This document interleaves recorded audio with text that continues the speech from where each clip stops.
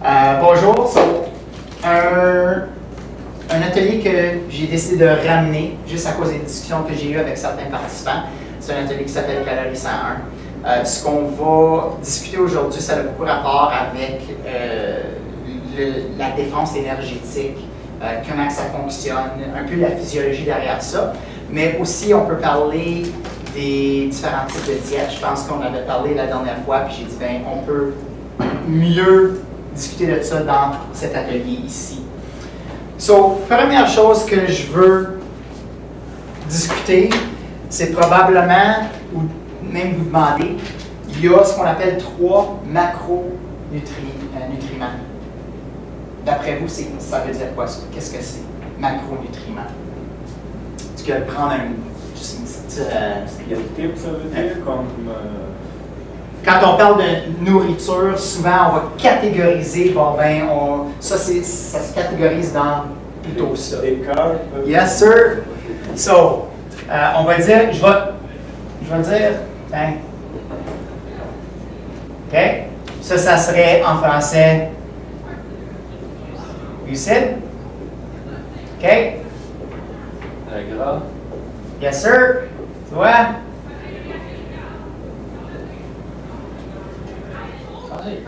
Yes, sir. OK. Bon, quand on regarde ces 3 macronutriments-là, souvent on entend parler de ça. Quand on parle de diète, etc., ben, voici pourcentage. Pour se connaître,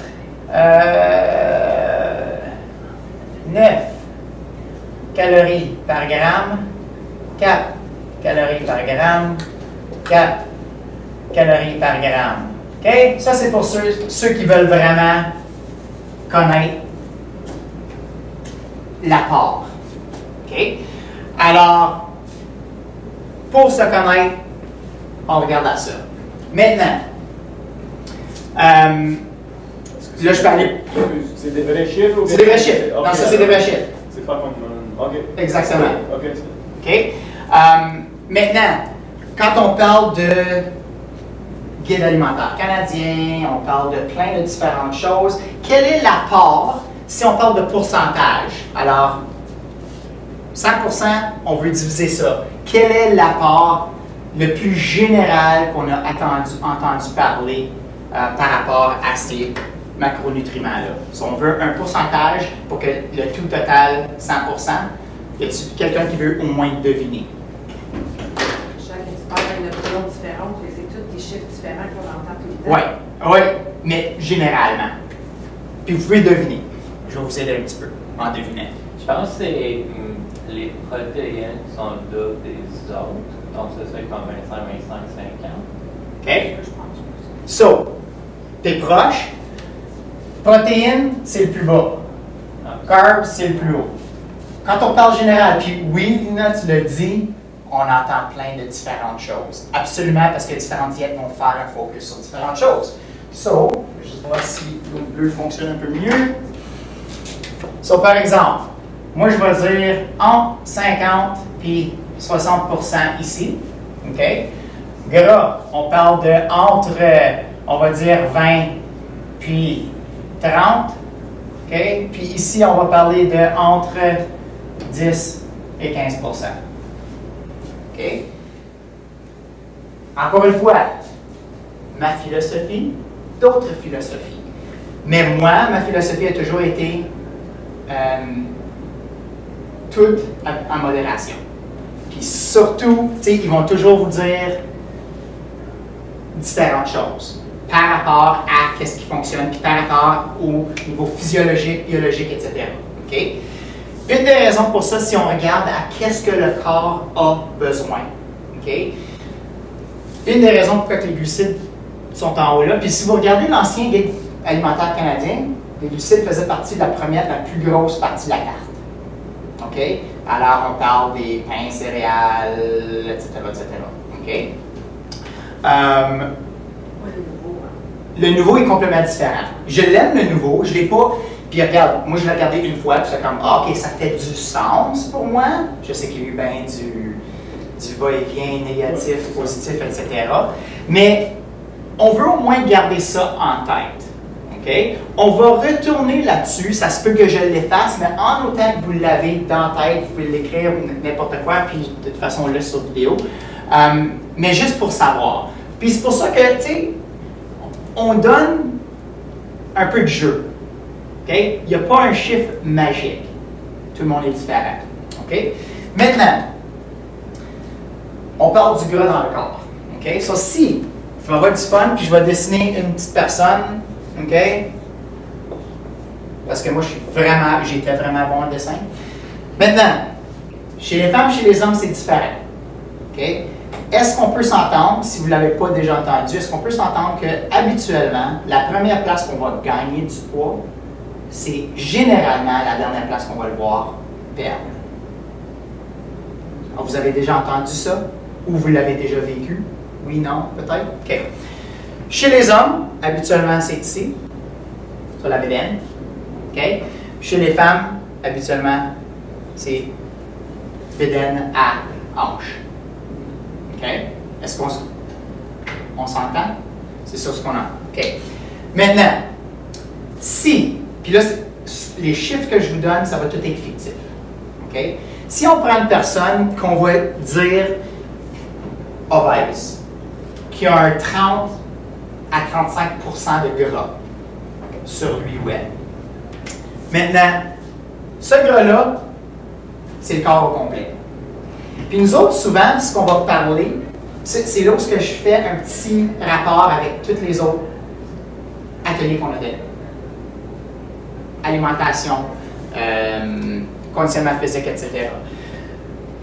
Une des choses qu'on parle souvent, c'est « Ah, je veux perdre dans la bédaine, je vais faire des abs. » OK?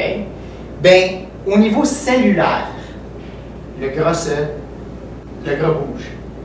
Il va toujours être à la même place, mais le gras bouge un peu. Puis ce qui arrive, c'est qu'on pense toujours, bien, on va travailler ce qu'on appelle en anglais du target training. OK? Je veux perdre là, ça je vais travailler là. C'est complètement l'opposé. Parce que si je regarde au niveau tissu, OK? Ça j'ai mon os. OK? Là, disons, j'ai muscle. Voyons, je ne sais plus, éplé. Puis ici, gras. Parce qu'on le sait que le gras est toujours à l'extérieur. Pour quelle raison? Protégé. Muscle protège aussi os et organes. OK? Puis regarde, je veux dire, c'est pas représentatif là, de l'épaisseur. Sauf que, quand on veut perdre du gras, le gras est partout. Okay? Il est à l'interne autant qu'à l'externe, parce qu'on a du gras à l'interne qui protège les organes, etc. etc. Maintenant, on fait de l'activité, etc. Puis on dit, ah ben, si on augmente le muscle, okay? Est-ce que ça veut dire que le gras là va diminuer? Pas nécessairement. Si on augmente le muscle, puis même si le gras diminue, bon ben, je prends quelqu'un qui fait du target training sur les abdominaux. OK, on va travailler. Puis les abdominaux, c'est la dernière place qu'on va perdre. Maintenant, ce qu'on est en train de faire, on est en train de bâtir les abdominaux, puis regarde, les abdominaux, c'est un petit muscle. C'est pas comme si on travaillait sur le quadriceps, les gros musculaires. Il ne va pas augmenter tant que ça. Mais moi, je veux faire peur sans vraiment vous faire peur, mais au moins vous donner de l'information. Si le muscle grossit, mais on ne perd pas le gras, ça va juste, pas nécessairement augmenter, mais le gras fait juste sortir un petit peu plus. Okay? Nous autres, ce qu'on veut faire, c'est vraiment de diminuer ça ici en augmentant ça, mais aux bonnes places. C'est pour ça que souvent, quand on parle, puis là, je parle un peu plus de perte de poids. Okay? Perte de gras. Je vais parler de perte de gras. Okay? Quand on parle on veut perdre du poids, perdre du gras, puis qu'on dit, OK, bien, cette personne-là a 30% de gras. Si on veut diminuer ça, c'est 30% partout. OK? C'est pas, il va pas perdre 30% ici, il va perdre 30% un peu partout. Mais où est-ce qu'on voit habituellement les plus gros changements? Ceux qui ont eu des gens qui connaissent, qui ont perdu beaucoup de poids. Habituellement, les premiers mois, on le voit où? Visage, cou, OK? bras. T'es malade. OK? On le voit tout dans les places où est-ce qu'il y a déjà moins de gras. OK?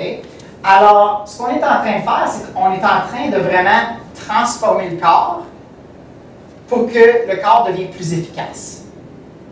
OK? On a parlé la dernière fois au niveau de le plus de poids musculaire qu'on a, le plus est le potentiel de brûler des calories au repos et au travail. OK? C'est comme un char avec un plus gros moteur, ça va prendre plus d'essence pour bouger le char de A à Z. Peu importe. OK? So, personne qui a 30% de gras à perdre, qui veut diminuer son pourcentage de gras, ben à 25, même s'il diminue de 5%, qui est quand même assez gros, va peut-être pas voir des gros changements ici. Puis je veux qu'on soit conscient de ça. OK? Je veux qu'on soit conscient. Ça, c'est juste sous-titre d'information. Maintenant, on parle de calories. Bref, je pense que Brian, tu l'avais mentionné la dernière fois, au niveau du montant qu'on est supposé manger. Oui, donc si on mange, mais on veut brûler des calories parce qu'on mange trop, mais là, tu fais un exercice physique, puis tu fais juste comme brûler 200 calories dans ton heure d'exercice, donc finalement, c'est comme un peu décourageant que la plupart de tes calories, tu les brûles juste en étant vivant, puis tu brûles très peu en faisant de l'exercice. OK. Puis ça, c'est décourageant. OK. Maintenant, il y a vous pouvez faire sur Google, il y a une équation qui va vous permettre de connaître qu'est-ce que vous devriez, comme personne individuelle, ingérer à chaque jour, basé sur votre taux pas d'exercice, mais votre taux d'activité. Ce que je vais faire maintenant, je vais utiliser, encore une fois, je déteste utiliser le terme personne normale ou moyenne, mais parce que si je donne mon exemple, ça va être comme complètement différent. Mais je vais dire personne moyenne, ça serait safe de dire que 2500 calories par jour, par jour, c'est à peu près ce qu'ils ont besoin. Ça, c'est pour maintenir vivre. Okay? Ça, c'est une personne avec une activité, un taux d'activité normal à presque pas grand-chose. Est-ce que ça fait peur à du monde? Juste en disant, hey, 2500 calories. Pas tout de suite? OK, good. Ouais, si on regarde, oui. Puis c'est ça aussi. Tu sais, où est-ce qu'on prend nos calories a un gros impact sur l'effet que ça va avoir sur notre corps. C'est évident. Maintenant, on a parlé des diètes. OK? Puis voici, je vais vous montrer un petit graphique. OK? Si on parle de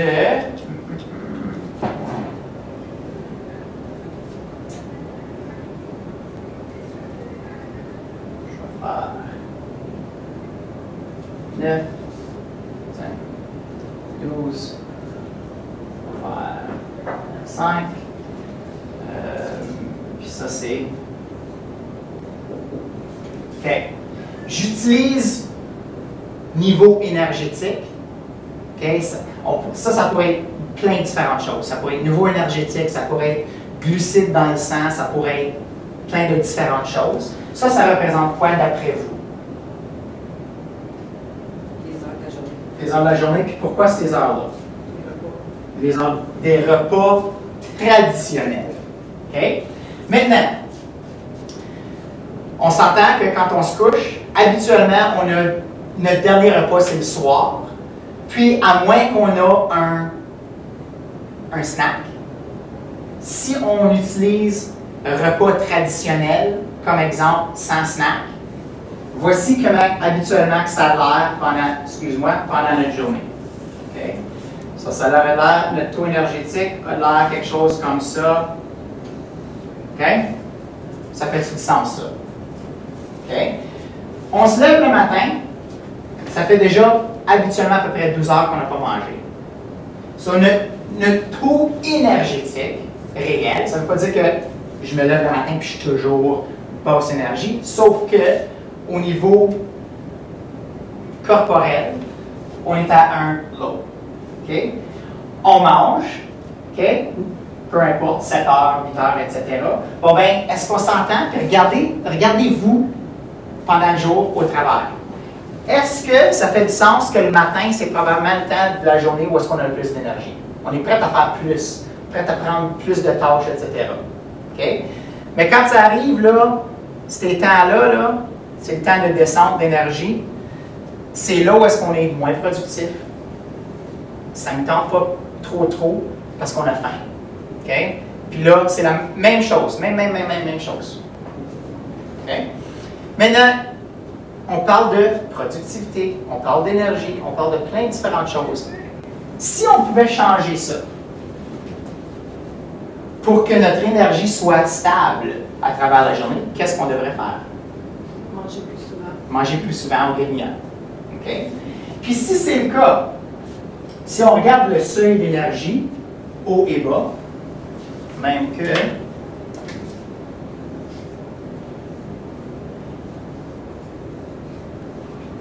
il y a une grosse différence. Okay? Puis si on est capable de manger plus souvent, ce qui arrive, c'est probablement un petit quelque chose comme, on va changer de couleur, quelque chose comme ceci.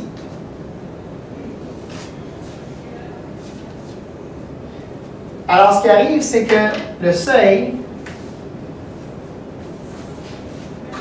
est beaucoup moins élevé. Ça veut dire qu'on est plus capable, on est plus alerte, on est plus... toutes sortes de choses positives.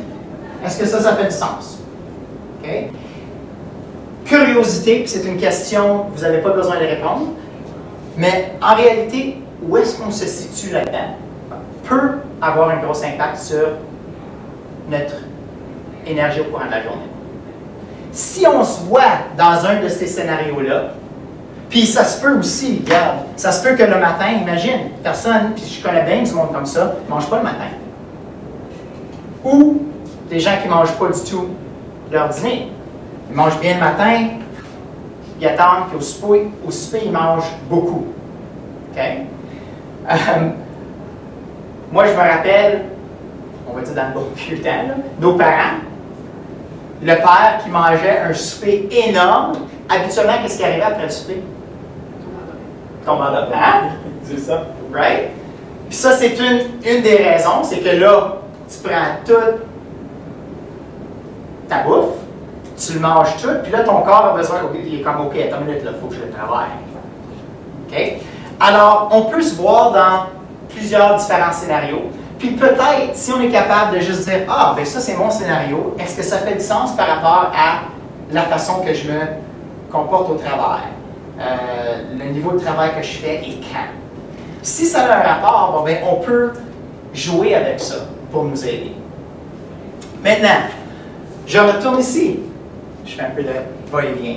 Je retourne ici, puis on parle de différents types de régimes. J'avais mentionné que je n'aime pas utiliser le mot diète. On parle de différents régimes. Puis souvent, pour aider un petit peu ton contexte, Brian, c'est que on parle souvent de, on va diminuer le montant de calories, puis à cause qu'on diminue le montant de calories, effectivement, j'ai besoin de 2000 calories pour fonctionner. Si je m'en donne juste 2000, bon ben j'ai un négatif de 500 quelque part. Sauf qu'il faut que je perde. Sauf, réellement, scientifiquement, physiologiquement, oui, ça fait du sens. J'ai une question par rapport Oui. à ça, parce que c'est pas vrai. OK? Oui. Parce que si tu manges moins, j'imagine qu'il doit y avoir un taux optimal. Là. Mais Oui. si tu ingères moins de calories, à un moment donné, qu'est-ce qui arrive? Tu engraisses au lieu de maigrir.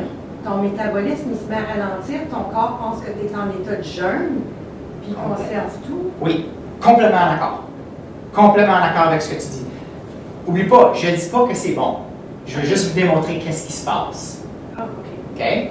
So, personne qui veut... Oui, personne qui... Puis, j'avais mentionné la dernière fois, pour moi, les calories, il n'y a rien de négatif dans les calories, ça dépend de la façon qu'on le perçoit. OK? Parce que si on a une personne face comme calories c'est important, puis on commence à compter puis tout ça, ok, ben, peut-être pour une personne c'est bon de compter, parce que pour eux, c'est comme compter les pas. C'est comme compter, pour eux, c'est une source de motivation. Puis si c'est le cas, tant mieux. Mais il faut faire attention. C'est comme se peser à chaque jour. Okay? Est-ce que le poids est vraiment représentatif de ta santé? Est-ce que le poids a vraiment un impact sur comment tu te sens, etc.? Si le poids n'existait pas, c'est quoi qui existe qui est le plus important pour toi? C'est ben, comment je me sens, ou ma taille, ou mon niveau d'énergie. Si on enlève toutes les affaires où est-ce qu'on compte, que ce soit calories, que ce soit le poids, OK? Que ce soit, quoi d'autre? Hein? Les macros. Que ce soit les macros. OK? Faut qu'on se dissocie un petit peu, puis encore une fois, c'est ma philosophie. Faites attention, je ne veux pas dire, ah, Marc-André a dit ça, puis c'est comme ça. C'est ma philosophie. Mais si on peut se dissocier de ça, puis juste de retourner à ce qui est important, OK?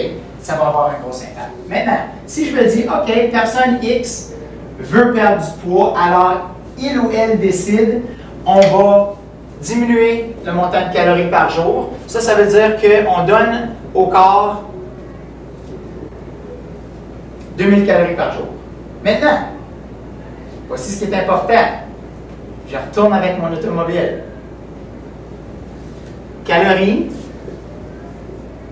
égale, je vais dire gaz. OK? So, 2500 calories égale ma tank est pleine. Elle a ce que j'ai besoin. OK? Je décide avec ma tank pleine que je peux faire 500 km. Bon ben, qu'est-ce qui arrive ici? Si je parle d'automobile, qu'est-ce qui arrive ici si je diminue mon gaz? Je vais être capable de faire 500 km? Dans le char, dans le scénario de l'automobile, non. Dans le scénario du corps, qu'est-ce qui se passe? Et le corps, on est en train de le truquer. Le corps peut s'adapter. Le corps va dire, ah, c'est tout ce que tu me donnes. Alors, qu'est-ce que je vais faire? Ça va répondre avec le commentaire de Lina. OK? Le corps va dire, ah, j'ai besoin de 2500. Tu m'en donnes seulement 2000. Là, j'ai peur parce qu'il y a ma réserve. C'est correct. En ce moment, ça va prendre du temps pour que le corps s'adapte. Pendant qu'on est en déclin, le corps va dire, OK, il faut que je prenne cette énergie-là dans quelque part, là, parce que je la dépense, le 2500 calories par jour. Si je la dépense, il faut que ça s'en aille à quelque part. Je le prends du muscle, je le prends du gras, je le prends. Puis encore une fois, au niveau physiologique, il y a toujours une hiérarchie. OK? Maintenant, là, il commence, je le prends. Puis là, tout d'un coup, il est comme, OK, je suis correct. Là, je suis habitué. Tu me donnes juste 2000 calories par jour. Je suis habitué, là. C'est tout ce que j'ai besoin. Sauf que le corps fonctionne toujours au niveau de survie. Le corps doit survivre, sauf il va toujours mettre quelque chose en réserve, peu importe la façon que ça fonctionne. Il va dire, OK, tu me donnes juste ça, mais je vais en mettre de côté un petit peu parce que juste en tout cas quelque chose arrive. Comme Lina disait, ben oui, on en mange moins, mais à un point où est-ce que le corps dit, OK, je suis correct là, c'est tout ce que tu me donnes, mais il va dire, je vais en prendre un petit peu puis je vais le mettre de côté juste en tout cas. En prends un petit peu, je vais le mettre de côté. Mais là, qu'est-ce qui arrive? C'est que ton corps fonctionne sur un peu moins que qu'est-ce que tu lui donnes anyways. Là, la personne, dans ce scénario-là, dit, OK, j'ai perdu ce que j'ai besoin de perdre ou j'ai retenu les résultats que j'ai voulu. Qu'est-ce qu'ils vont faire?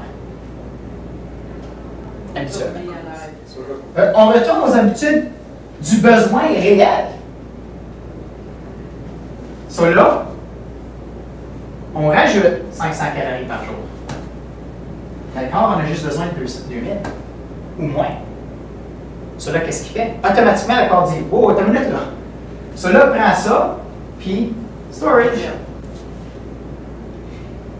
Alors ça, c'est un mini visuel.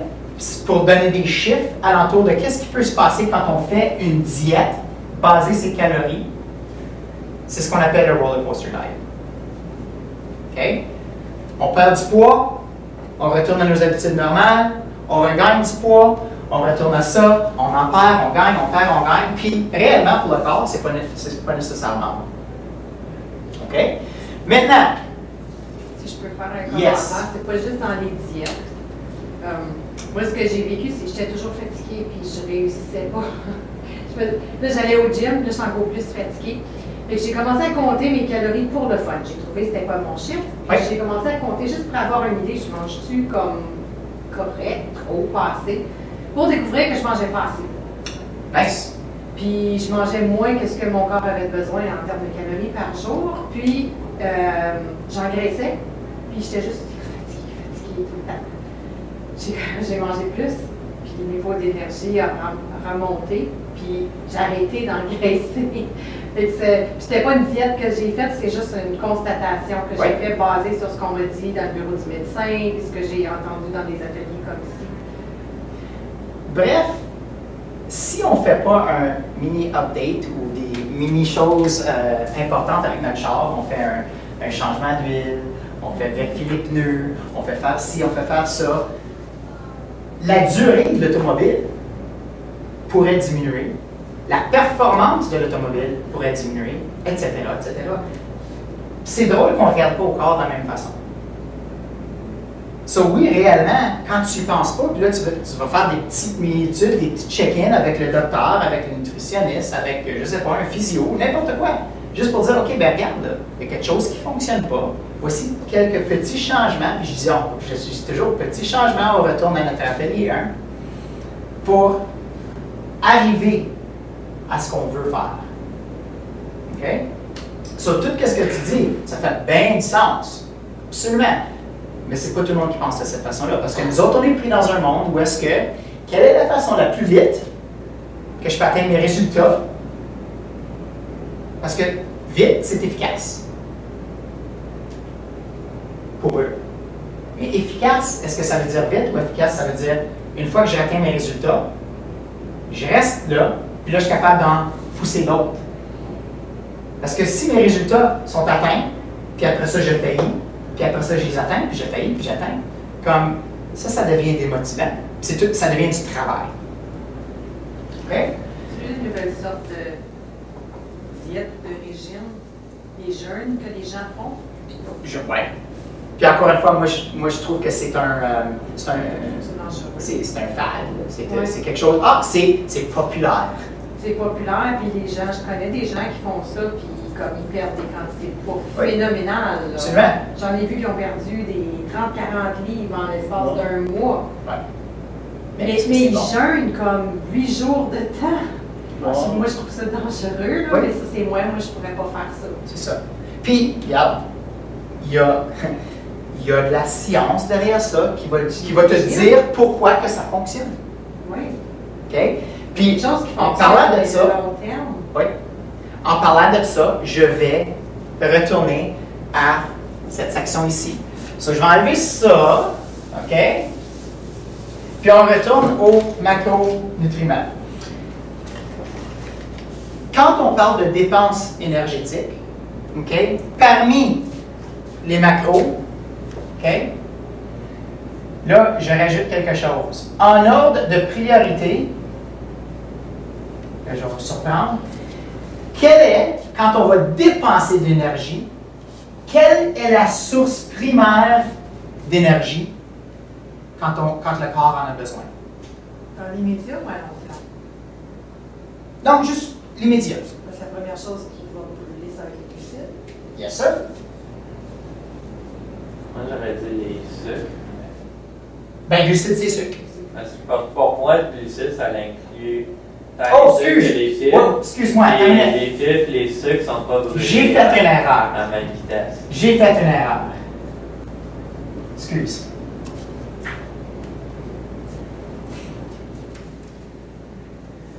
Il en reste 2, mais je vais en rajouter 1. Ça va être intéressant. So, prochain, où est-ce que le gras va aller? avant ou après le glucide? C'est après. Je pense que. Ah! Oui.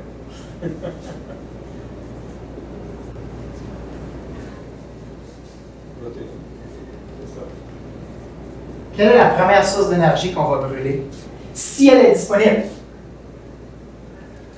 Vous prendre un guess? Ben, c'était pas sûr, parce que Brian m'a dit Ça fait plus partie de ça, là. l'alcool.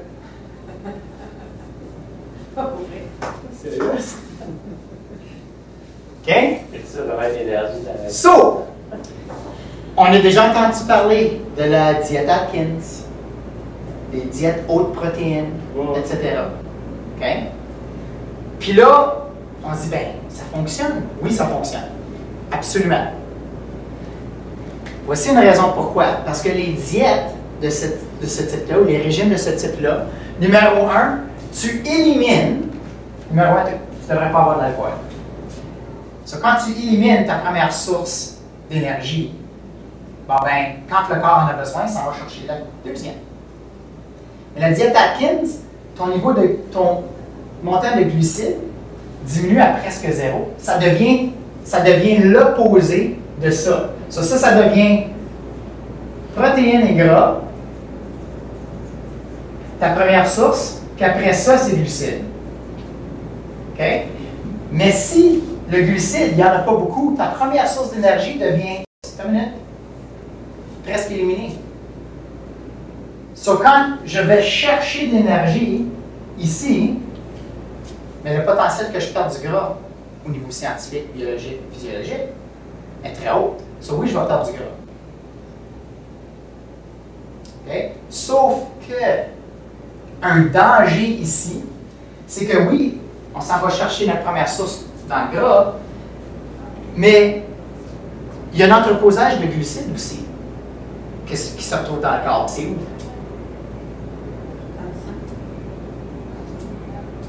Proche maintenant. Dans les muscles. So, quand le corps, tu commences à enlever ça ici, le corps est comme, wow, attends une minute, j'en veux, j'ai besoin, parce que, bref, si on rentre et on dissèque un petit peu, qu'est-ce qu'on retrouve dans les hydrates de carbone? Quels éléments? Alors, quelles vitamines, minéraux, etc. Quelles vitamines, minéraux dans le gras? Comme le corps a besoin de toutes sortes de différentes choses. Comme l'automobile a besoin du gaz. Comme l'automobile a besoin de l'huile. Comme l'automobile a besoin, je ne sais pas, du... L'huile à frein, l'huile à transmission. OK? A besoin de tout ça pour fonctionner. Imagine si on dit à l'automobile, OK, bien, pendant les 3 prochains mois, je ne te donne plus d'huile. Pendant les 3 prochains mois, on ne donne plus du carburant. Pendant les 3 prochains mois, on ne te donne plus de... Bien, il y a un moment où le corps va dire, bien, oh, c'est parce que j'en ai besoin. C'est la même chose. Le corps va dire la même chose, mais j'en ai besoin. Parce qu'il manque des minéraux. On ne va pas tout chercher, tous les minéraux qu'on a besoin, juste en mangeant du gras et des protéines. Il va nous manquer des affaires. OK? Alors, c'est pour ça que dans un scénario ici, oui, ça va fonctionner. Oui, tu vas en perdre. Mais à quel coût? Tout le monde est différent. Puis, regarde, ça fonctionne. Au niveau physiologique, ça fonctionne. Mais à quel coût? J'avais mentionné aussi au niveau protéines. Il faut faire attention avec les protéines parce que si on en mange trop, idéalement, quand on parle de protéines, on dit que c'est 1 gramme de protéines par livre de poids corporel qu'on a besoin. Règle générale. Ça veut dire, personne qui pèse 200 livres, techniquement, a besoin de 200 grammes de protéines par jour. OK? Règle générale. So, si la majorité de ma diète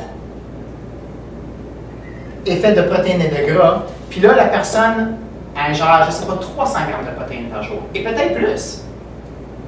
Qu'est-ce qui arrive à ça?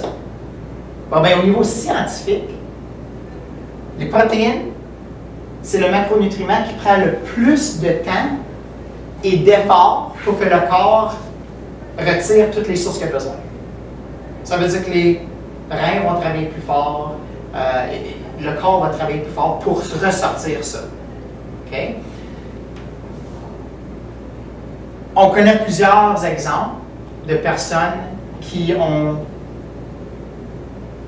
trop utilisé certains de leurs organes importants, comme les reins, comme le foie, etc. Sur un alcoolique, le foie, bon ben boum, oublie ça. Sur le foie travaille trop fort, ou le foie va dire hey, j'en peux plus, j'ai trop travaillé. Les poumons pour un fumeur, etc. Wow, attends une minute, là je suis comme, j'en peux plus. Puis les protéines, quand on travaille reins et foie pour tout défaire ça, ça travaille du overtime.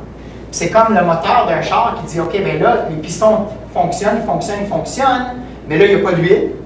So là, le moteur va commencer à dire oh, attends une minute, puis là, si le moteur est ici, qu'est-ce qui arrive? J'ai besoin d'un nouveau moteur. OK? Encore une fois, on a parlé de l'efficacité du corps humain et la capacité de s'adapter. Le char ne va pas s'adapter. Il va dire j'ai besoin de ça, tu ne me le donnes pas, voici ce que je vais faire. Le corps va dire OK, tu ne me donnes pas ça, voici ce que je peux faire pour au moins que tu survives. OK? So, quand on est dans le surplus ici, bon, ben, le corps va travailler trop fort, puis souvent, ce qu'on prend va être ressorti du corps, je veux dire, OK? Sous forme d'urine ou, OK? N'importe quelle autre sortie. Alors, c'est du gaspillage. So, là, on est en train de donner plein d'affaires au corps que le corps n'a plus besoin. So, le corps, il faut qu'il le rejette. En plus de travailler plus fort. So, physiologiquement, ça fonctionne. Mais quels sont les effets néfastes? Quels sont les effets négatifs de ça? Et c'est pour ça que je reviens tout le temps avec mon concept de tout en modération. OK? Puis, en plus, tu as plein de différentes automobiles. OK? So, même une Toyota, on a peut-être 15 différents types de Toyota, chacun avec ses spécificités différentes. Bien, les humains, là, c'est complètement différent partout. Je peux prendre 5 enfants de la même famille, tout leur corps va fonctionner différemment. Je peux leur donner tout le même système, comme, regarde, on a vécu dans les familles, puis regarde, j'ai un frère qui est 2 fois plus gros que moi, un père, une mère, c'est comme, tout le monde est différent. Ça a tout rapport avec plein de différentes choses, leur taux d'énergie, leur taux d'activité, qu'est-ce qu'ils mangent, tout ça ensemble. Pardon? Puis il y a une génétique là-dedans aussi, c'est sûr et certain. So, quelqu'un qui a des problèmes de cœur, ou quelqu'un qui a, je ne sais pas, un plus haut taux un plus haut potentiel de développer, je ne sais pas, la glande thyroïde qui ne fonctionne pas, des affaires comme ça, qui a tout un effet sur l'apport calorifique ou le taux d'énergie. Maintenant, comment on est sur le temps? 5 minutes, parce que j'enseigne. Il est quelle heure là, maintenant? Moins 10. Moins 10? OK. So, est-ce qu'il y a des questions par rapport à ce qu'on a discuté ici qui pourraient peut-être juste...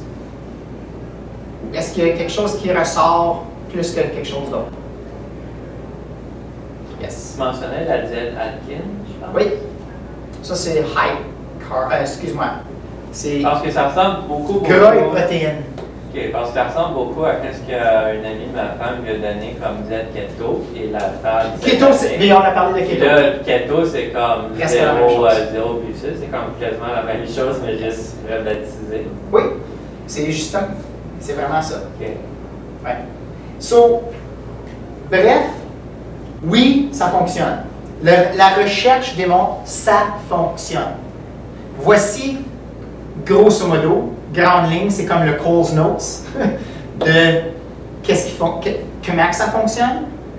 Mais là, quels sont les effets? C'est comme dire présentement, ben, hey, c'est bien beau, tout le monde fait du vape présentement parce que c'est bien mieux pour la santé que fumer. Mais là, ils sont en train de vérifier, wow, attends une minute là, il y a des effets qui sont presque identiques. So, encore une fois, quand la recherche n'est pas faite, puis là, c'est de la recherche personnelle, parce que la recherche par rapport avec des diètes ou des régimes comme ça, elle existe. On le sait qu'est-ce que ça fait. On le sait qu'est-ce que ça peut causer, les problèmes qui peuvent. Mais à cause que ça fonctionne, puis à cause que ça fonctionne bien et vite, le monde va toujours retourner là-dessus quand même. Ça va toujours exister. Non, c'est juste parce que je regarde ma fille.